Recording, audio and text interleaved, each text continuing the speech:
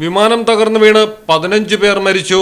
ലാൻഡിങ്ങിനിടെയാണ് ദുരന്തം. റൺവേയിൽ നിന്ന് തെന്നിമാറി സമീപത്തെ ഹൈവേയിലേക്ക് ഇടിച്ചു കയറി തകരുകയായിരുന്നുവെന്നാണ് റിപ്പോർട്ടുകൾ.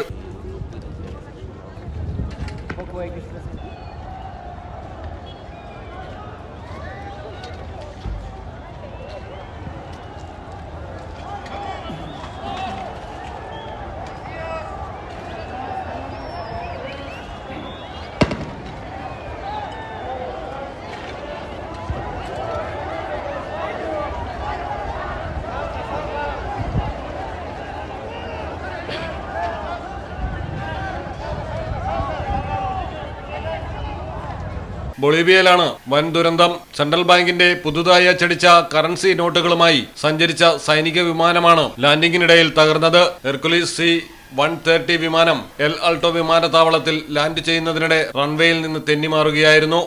സാന്താക്രൂസിൽ നിന്നാണ് വിമാനം എൽ ആൾട്ടോ വിമാനത്താവളത്തിലേക്ക് എത്തിയത്. എന്നാൽ അപകടത്തിൽ എത്ര പേർ മരിച്ചെന്നോ എത്ര പേർക്ക് പരിക്കുണ്ടോ എന്ന് ബൊളീവിയൻ പ്രതിരോധ മന്ത്രിയും കൃത്യവിവരം പുറത്തുവിട്ടിട്ടില്ല. News desk Malayalam television.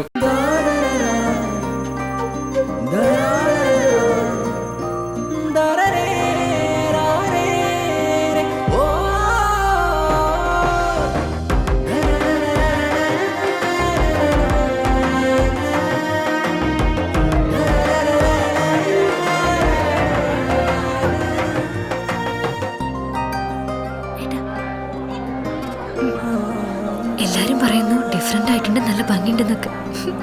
നല്ലതല്ലേ? ഞാനല്ല, സ്വർണം. Safa Gold and Diamonds, different by design.